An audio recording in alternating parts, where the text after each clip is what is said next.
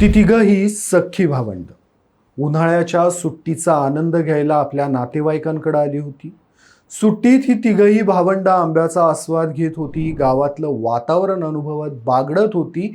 मात्र अशातच अचानक काळानं त्यांच्यावर असा घाला घातला की संपूर्ण गाव शोकसागरात बुडालं. ही घटना खेडमधील आहे. आकाश कांबळे, नरेश कांबळे आणि कैलास कांबळे ही तीन सख्खी भावंड खेडमध्ये आपल्या नातेवाईकांकडे उन्हाळ्याच्या सुट्ट्या घालवण्यासाठी आलेली. आपल्या नातेवाईकांच्या कुटुंबातील एका तरुणासोबतच ही तिघही जण जगबुडी नदीवर पोहायला गेली होती. सुरुवातीला हे चौघही जण नदीपात्राच्या कडेला पोहत होते. मात्र काही वेळानंतर नदीतील खोलीचा अंदाज न आल्यानं हे चौघही पाण्यात अडकायला लागले. या चौघांनी आरडाओरडा केला तोपर्यंत ते अधिक खोलात गेले होते.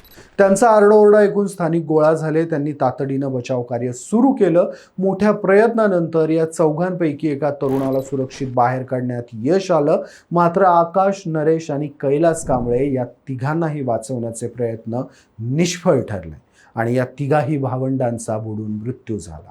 या दुर्दैवी घटनेनं कांबळे कुटुंबियांवर दुःखाचा डोंगर कोसळलाय. त्यासोबतच खेडमध्ये देखील मोठ्या प्रमाणात शोक व्यक्त केला जातो.